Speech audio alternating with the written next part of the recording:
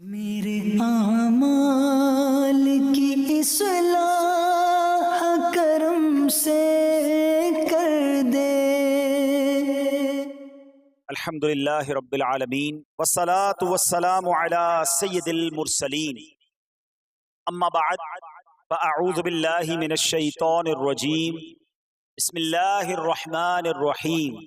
پڑھیے الصلاة والسلام علیک یا رسول اللہ وعلی آلک واصحابک یا حبیب اللہ۔ الصلاة والسلام علیک یا نبی اللہ وعلی آلک واصحابک یا نور اللہ۔ فرمان آخری نبی رسول ہاشمی صلی اللہ تعالی علیہ وسلم، جسے کوئی اہم حاجت درپیش ہو وہ مجھ پر کثرت سے درود شریف پڑھے، کیونکہ درود پاک دکھ، درد اور مصیبتوں کو دور کرتا اور رزق میں اضافہ کرتا ہے۔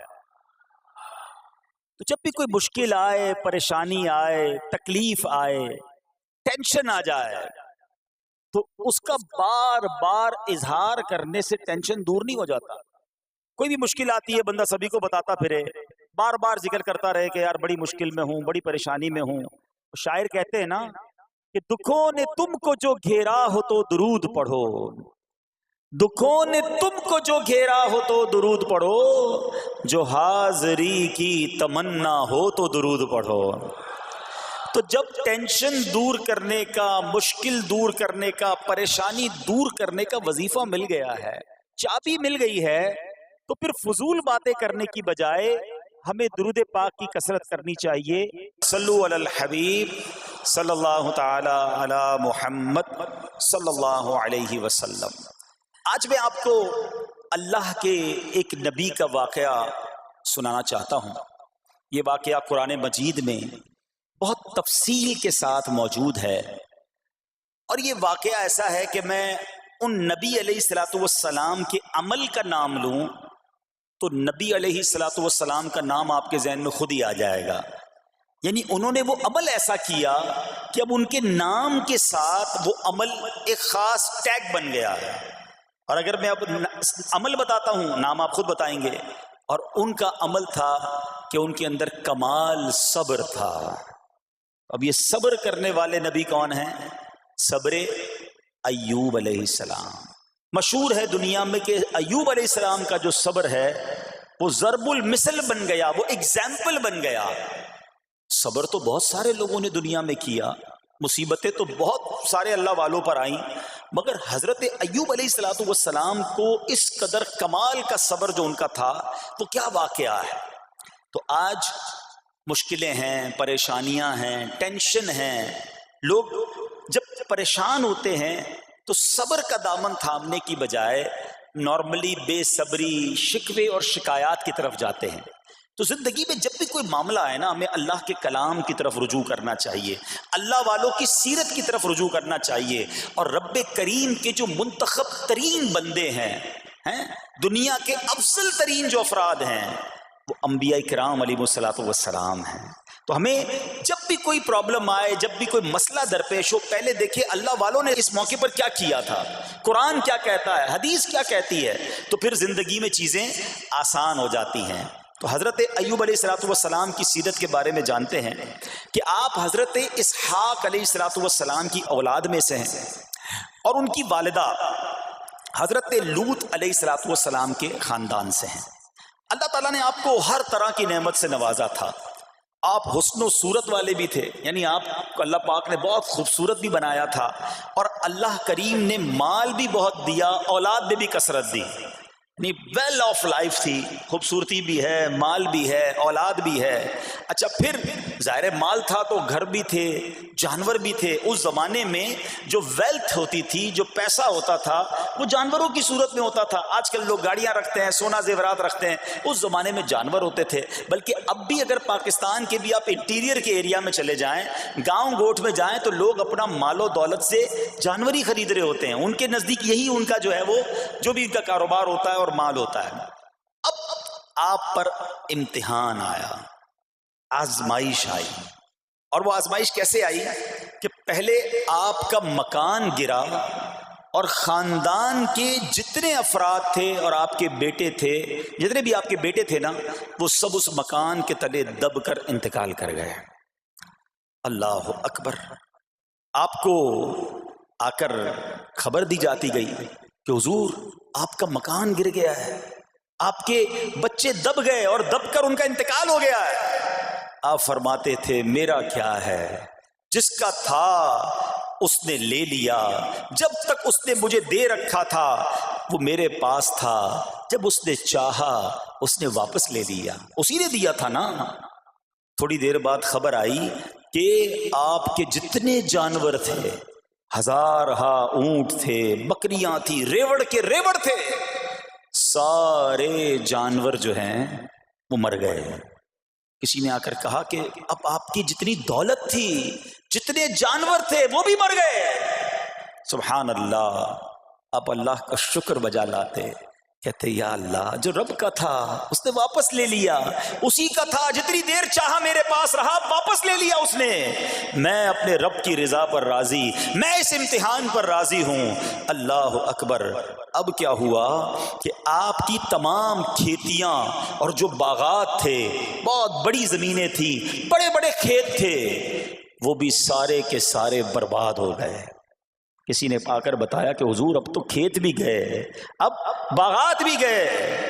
آپ نے فرمایا کہ جس کا تھا اس نے لے لیا، میں اس کی رضا پر راضی ہوں. جب تک میرے پاس تھا وہ میرے پاس تھا، اب رب نے واپس لینا چاہا تو اس نے لے لیا.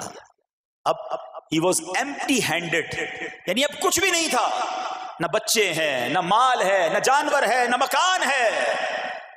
مگر حضرت ایوب علیہ السلام کی زبان پر پھر بھی شکر ہے، اب بھی شکر ہے، شکوہ نہیں ہے کہ اللہ میں تیری رضا پر راضی ہوں. لیکن ابھی امتحان ختم نہ ہوا تھا. اور اس امتحان کے پیچھے بعض مفسرین نے ایک اور قول بھی نقل کیا کہ شیطان نے حضرت ایوب علیہ السلام کو دیکھ کر اللہ کی بارگاہ میں کہا کہ مولا یہ تیرا بندہ اس لیے تیرا شکر گزار ہے کہ تو نے اسے بڑا نوازا ہے، بڑا مال دیا ہے، اولاد دی ہے، گھر دیا ہے. تو اب رب کریم نے حضرت ایوب پر امتحان بھیجا تاکہ پتہ چلے کہ میرے نیک بندے امتحان کے بعد بھی صبر کرتے ہیں. لیکن اب سب چلا گیا نا، تو شیطان نے کہا کہ ابھی جان تو باقی ہے نا، صحت تو باقی ہے. اللہ اکبر. مزید آزمائش آئی اور یہ ہوا کہ آپ کو بیمار کر دیا گیا. مبارک جسم پر بڑے بڑے آبلے پڑ گئے، پھوڑے جس کو کہتے وہ پڑ گئے.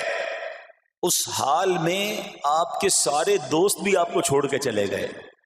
آج کل ویسے بھی حال ایسا ہی ہے جناب، جب تک پیسہ ہے، شہرت ہے، آپ کے پاس کوئی مال ہے تو آس پاس بہت سارے لوگ ہوتے ہیں. مگر جب یہ سب چیزیں چلی جائیں نا تو بعض اوقات ایسی کنڈیشن میں اپنے اور پرائیوں کی جانچ بھی ہو جاتی ہے کہ اب کون کھڑا ہے. دوستی مال کے لیے تھی، دوستی شہرت کے لیے تھی، دوستی منصب کے لیے تھی، یا کسی کی ذات سے واقعی خالص دوستی تھی. اب کیا ہوا، آپ کے سارے رشتہ دار، سارے دوست بھی دور چلے گئے، سوائے آپ کی فرما بردار زوجہ تھی جن کا نام تھا رحمت بن افراہیم، اور یہ حضرت یوسف علیہ السلام کی پوتی بھی تھی، اللہ کے نبی کی آل سے تھی. وہ آپ کی خدمت کرتی رہی. اب جسم پر پھوڑے ہیں، آبلے ہیں، ایک بیوی ہے، نہ پیسہ ہے، نہ مال ہے، نہ بچے ہیں، واٹ ایور جو تھا سب ختم. مگر زبان ہے کہ اس پر پھر بھی اللہ کا ذکر جاری ہے، پھر بھی شکر جاری ہے، پھر بھی صبر ہے. بات کرنا آسان ہے جناب، مشکل آئے اور صبر کرے بندہ. اصل امتحان یہ ہے، زباں پر شکوے رنجو علم لایا نہیں کرتے، زباں پر شکوے رنجو علم لایا نہیں کرتے، نبی کے نام لیوا غم سے گھبرایا نہیں کرتے. ہم میں سے کسی پر ایسی آزمائش نہیں آئی نا. چھوٹی موٹی آزمائشیں تو آتی رہیں گی. ایک بات یاد رکھنا، یہ زندگی کی جو گاڑی ہے نا، یہ مسائل کے پہیوں پر ہی چلتی ہے. ہمیں بعض اوقات کسی کی گاڑی، کسی کا مکان، کسی کا خوبصورت چہرہ، کسی کی مسکراہٹ دیکھ کر لگتا ہے یار یہ تو دنیا کا سب سے سخی آدمی ہے. ایسا نہیں. تو یہ نہ سمجھے کہ سارا جہان جناب سخی ہے اور میں اکیلا دکھی ہوں. ایسا نہیں ہوتا، بلکہ ہر اس جہاں میں تقریباً ہر بندہ ایسا ہوتا ہے جس کے ساتھ کوئی نہ کوئی دکھ لگا ہوا ہوتا ہے، کوئی نہ کوئی پریشانی ہے. کسی کو مال کی پریشانی، کسی کو روزگار کی پریشانی، کسی کو بیماری لگی ہے، کسی کو اور ٹینشن ہے. تو یہ کبھی بھی نہ سوچے کہ میں زندگی گزاروں گا اور کوئی ٹینشن نہیں آئے گی. تیار رہو امتحان کے لیے، امتحان ضرور آنا ہے. اب کمال یہ ہے کہ اس امتحان میں پاس کون ہوتا ہے. حضرت ابراہیم پر امتحان آیا، زبان پر صبر ہے، شکر ہے، شکوہ نہیں ہے. اب کیا ہوا کہ آپ کا سال ہاں سال تک یہ حال رہا. یہ 2-4 مہینے کا پرابلم نہیں تھا، کئی سال تک آپ بیمار رہے. آپ کی زوجہ جو ہے وہ خدمت کرتی رہی. اچھا یہاں ایک غلط فہمی دور کر دوں کہ کچھ لوگ یہ کہتے ہیں، یہ کتابوں میں پتہ نہیں کچھ کتابوں میں لکھ دیا گیا کہ حضرت ایوب علیہ السلام کو معاذ اللہ کوڑ کی بیماری ہو گئی تھی. ایسا بالکل نہیں تھا. کوڑ کی بیماری نہیں ہوئی تھی، بلکہ نہ کوڑ ہوا نہ جزام ہوا. آپ کو جسم پر پھوڑے پھنسیاں جن کو کہتے ہیں آبلے نکل آئے تھے.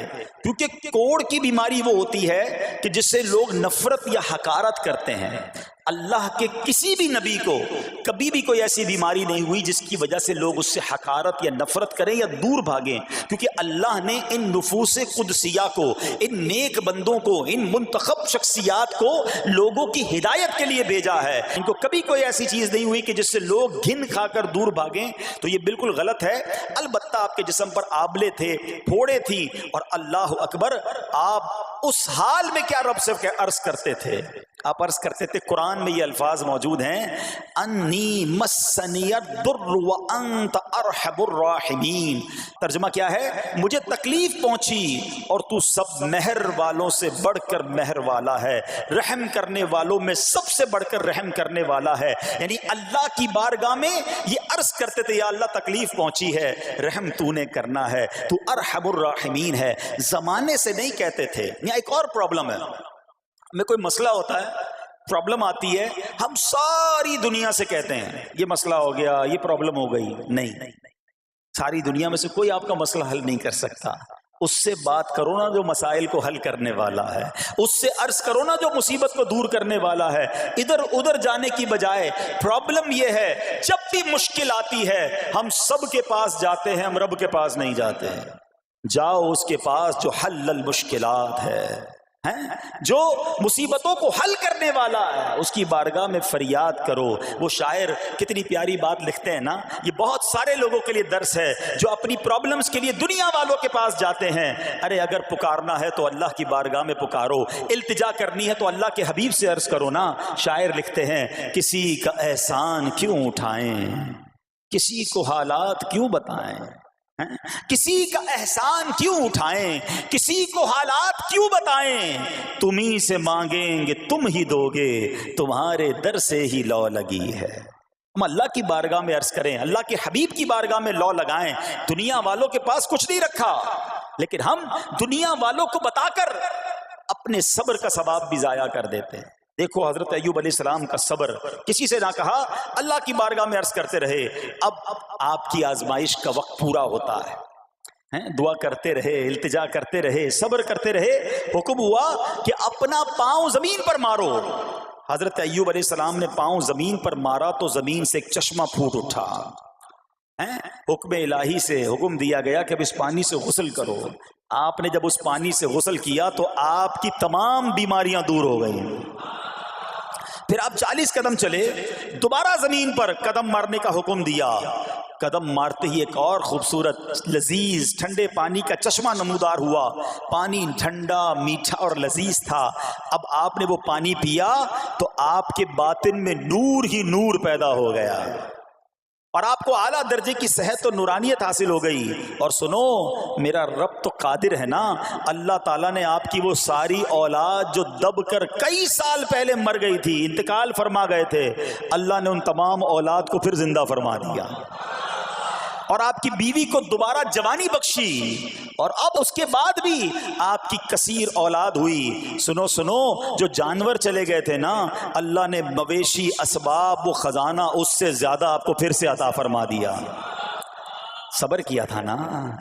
ان اللہ مع الصابرین. اچھا یاد سب کو ہے یہ آیت, بچپن سے یاد ہے, اللہ صابروں کے ساتھ ہے, صبر کرنے والوں کے ساتھ ہے, مگر صبر کرنا نہیں ہے. امتحان آنا ہے تو صبر کرنا نہیں ہے, آیت سب کو پتا ہے. اچھا جس کے ساتھ پرابلم ہو جائے نا, اس کو بھی بندہ درس دینے جا رہا ہوتا ہے, بھائی صبر کرنا, اللہ آپ کو صبر دے, لیکن جب اس پر امتحان آتا تو یہ صبر کرتا نہیں ہے. دوسروں کو درس دے رہا تھا, آج تیری باری آئی ہے نا, تو صبر کا دامن نہ چھوڑیں. میں آپ کو ایک بات سوال پوچھنا چاہتا ہوں. آج کل ہم بڑے لوگوں سے تعلقات کیوں بنانے کی کوشش کرتے ہیں؟ یار جب کوئی مشکل ٹائم آئے گا نا تو یہ بندہ کام آئے گا, یہ پیسے والا دوست ہے, یہ اس کے تعلقات بہت ہیں, اس کی گورنمنٹ میں بات ہے, اس کی وکیلوں میں بات ہے, 4-5 ایسے دوست ہونے چاہیے. یہ ڈاکٹروں کے اندر بڑی اچھی اس کی دوستی ہے, کوئی ڈاکٹر کا بھی کام آئے گا تو یہ بندہ کام آ جائے گا. ہم دنیا والوں سے تعلقات اس لیے بناتے ہیں تاکہ یار مصیبت آئے تو یہ بندہ کام آئے, اور نارملی اکثر ایسا ہوتا ہے کہ جس سے امید رکھی ہوتی ہے مصیبت کے وقت غائب ہو جاتا ہے. لیکن رب خود قرآن میں فرما رہا ہے ان اللہ مع الصابرین, صبر کر لو اللہ کی رحمت تمہارے ساتھ ہو جائے گی. اب میں آپ سے سوال کرتا ہوں, دنیا کے تعلقات ہوں یہ ضروری ہے یا یہ فائدہ مند ہے, یا بندہ صبر کر لے تو اللہ کی رحمت ساتھ ہو جائے, سارے غم ویسے ہی دور ہو جائیں گے؟ صبر اس کو نہیں چھوڑنا ہے. تو حضرت ایوب علیہ السلام کی زندگی میں ایک اور واقعہ یہ ہوا کہ جب آپ بیمار تھے, آپ کو پتہ ہے جب بندہ بیمار ہوتا ہے تو بعض اوقات اس کی طبیعت میں کیفیات بھی ہوتی ہیں, تو آپ نے اپنی زوجہ کو پکارا, تو آپ کی زوجہ کچھ دیر میں حاضر ہوئی, تو آپ نے جلال میں آ کر اس کو 100 درے, اپنی زوجہ کو 100 کوڑے مارنے کی قسم کھا لی. اب جب صحت آ گئی تو قسم تو آپ نے کھائی ہوئی تھی, تو اب کیا کرتے؟ اس بیوی نے تو خدمت بھی بہت کی تھی, اب اسے کوئی خاص کیفیت تھی, آپ نے قسم اٹھا لی تھی. تو سبحان اللہ, ایوب علیہ السلام کو اللہ کریم نے قرآن میں کیا حکم دیا کہ اے ایوب آپ ایک یعنی 100 جس کو کہتے ہیں تنکے 100 تنکوں والی جھاڑو لیں اور اس جھاڑو کو ایک مرتبہ اپنی بیوی کو مار دیجئے تو آپ کی قسم جو ہے وہ پوری ہو جائے گی, یعنی قسم کا کفارہ نہیں دینا ہوگا. اللہ اکبر. اللہ نے اس نبی علیہ السلام کی فرما بردار بیوی کی جو سزا تھی یا جو معاملہ تھا اس کو کتنا آسان فرما دیا. تو رب کریم نے قرآن مجید فرقان حمید میں اس کو کس طرح بیان فرمایا, وَخُذْ بِيَدِكَ ضِغْفًا فَاضْرِب بِهِ وَلَا تَحْنَثْ, فرمایا کہ اپنے ہاتھ میں ایک جھاڑو لے کر اسے مار دے اور قسم نہ توڑ. اِنَّا وَجَدْنَاهُ صَابِرًا, فرمایا ہم نے اسے صابر پایا. نعم العبد, کیا اچھا بندہ.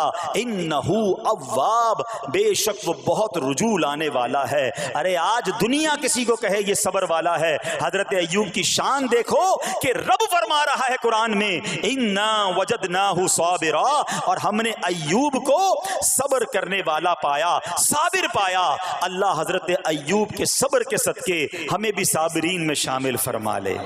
اللہ اکبر, سبحان اللہ. اور رب کریم نے جو اواب فرمایا, علماء کہتے ہیں کہ یہ اواب کے لاجواب خطاب کو جو آپ کے سر مبارک پر ایک تاج کی طرح رکھ دیا گیا, کیونکہ اواب کے معنی کیا ہے؟ انہو اواب, بے شک وہ بہت رجوع لانے والا ہے. اللہ اکبر. صبر کیا تو رب نے کیسے کیسے القاب جو ہیں وہ قرآن میں عطا فرمائے. یہاں ایک اور بات بھی سیکھنے والی ہے کہ حضرت ایوب علیہ السلام کے صبر کا کمال یہ ہے کہ قرآن میں ذکر آ گیا, اب صبح قیامت تک حافظ تلاوت کریں گے, تراویح میں قرآن پڑھا جائے گا, جب بھی قرآن کی تلاوت دنیا کے کونے کونے میں کی جائے گی, قیامت تک حضرت ایوب کے صبر کا ذکر ہوتا رہے گا.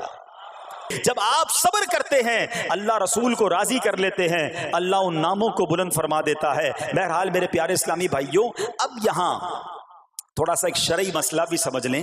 بعض اوقات کہ آپ لفظ سنتے ہیلا, اچھا کچھ لوگ جب یہ لفظ ہیلا سنتے ہیں تو کنفیوز ہو جاتے ہیں, یار یہ کیا, ایک کام کرنا تھا اس کو ایک اور طریقے سے کر دیا, ہمیں سمجھ نہیں آ رہا. عجیب عجیب سی لوگ باتیں کرتے ہیں.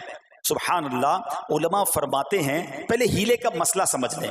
فتاوی عالمگیری میں ہے جو ہیلا کسی کا حق مارنے یا اس میں شبہ پیدا کرنے یا باطل ذریعے سے فریب دینے کے لیے کیا جائے وہ مکروہ ہے, اور جو ہیلا اس لیے کیا جائے کہ آدمی حرام سے بچ جائے یا حلال کو حاصل کر لے وہ اچھا ہے. انما الاعمال بالنیات, غلط نیت سے ہیلا کہ کسی کا حق دبا لوں یا معاذ اللہ زکوٰۃ ادا ہی نہ کرنی پڑے, اللہ کو کوئی دھوکہ نہیں دے سکتا, اللہ دیکھ رہا ہے کہ اس کی نیت کیا ہے. لیکن ہیلا اس لیے ہے کہ حرام سے بچ جائے، حلال حاصل کر لیا جائے، تو اس کی جو جواز کی صورتیں ہیں علماء نے فرمایا یہ آیت اس میں دلیل ہے. اور آیت کیا تھی؟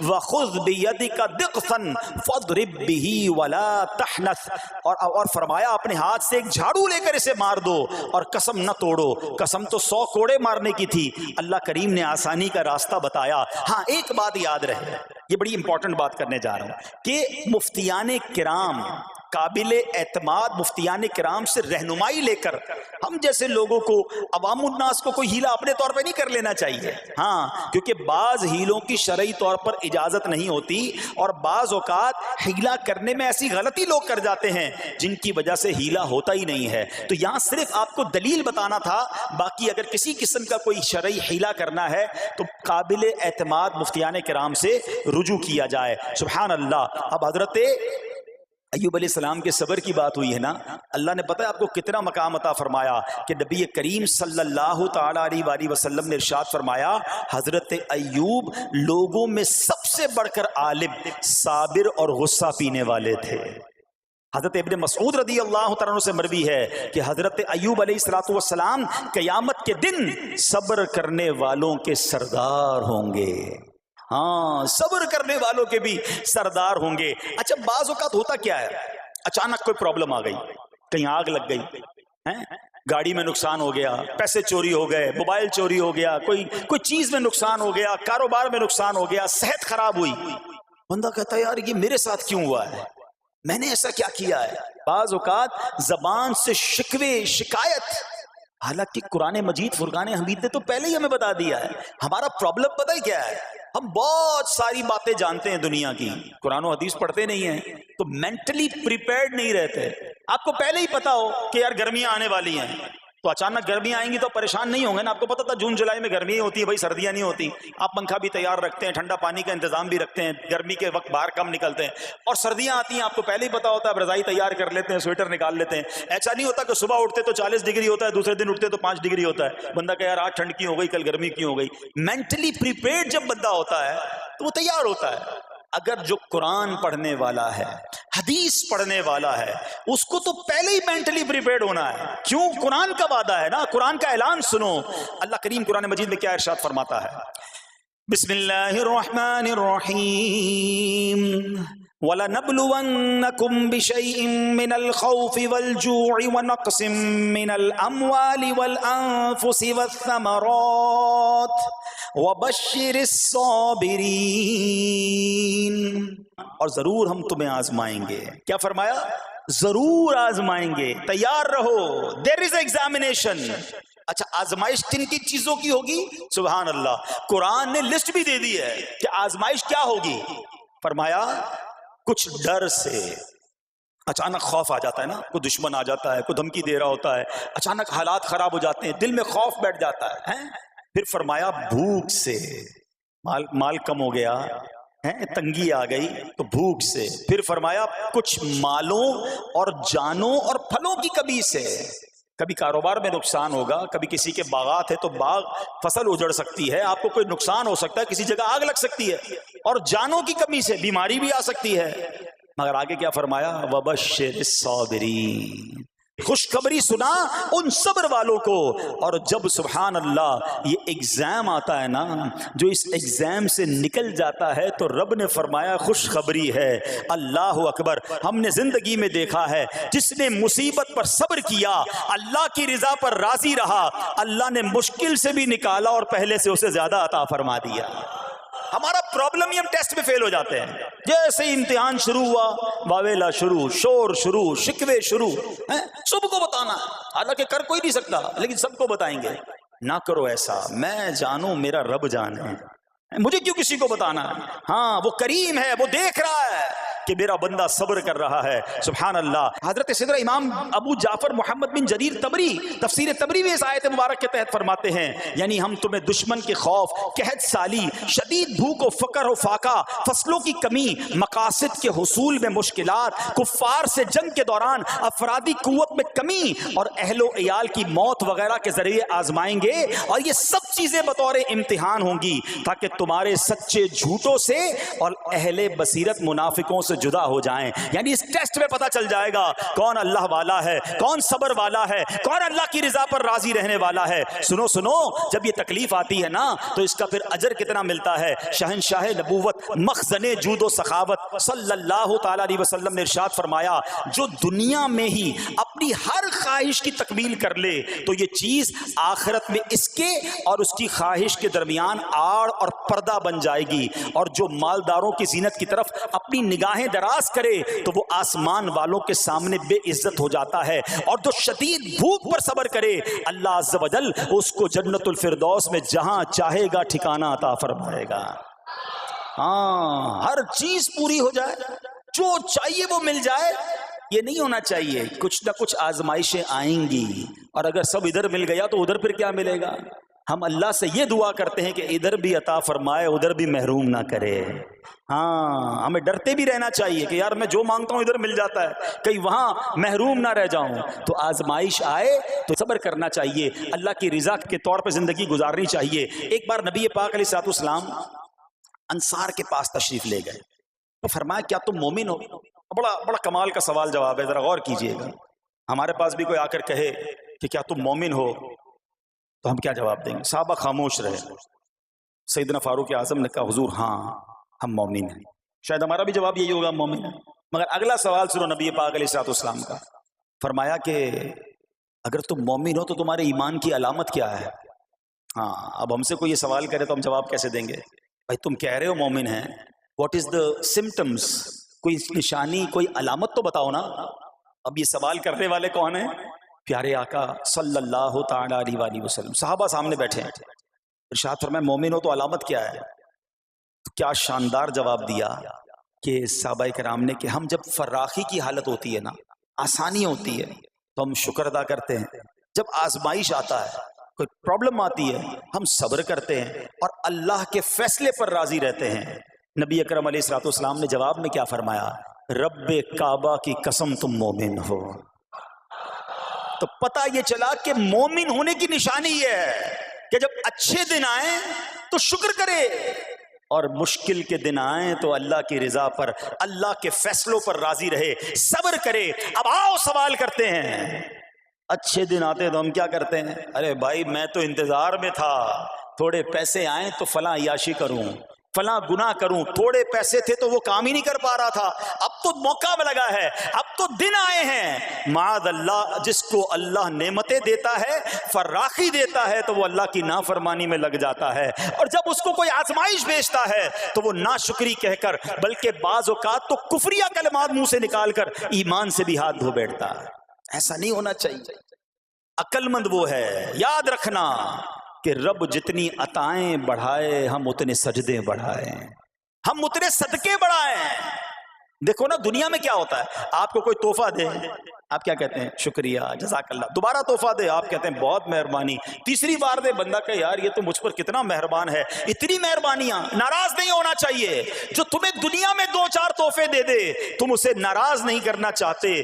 جب سے میں پیدا ہوا, جب سے وہ نواز رہا ہے, وہ ناراض نہ ہو جائے اس کا کوئی خیال نہیں. وہ دیے جا رہا ہے.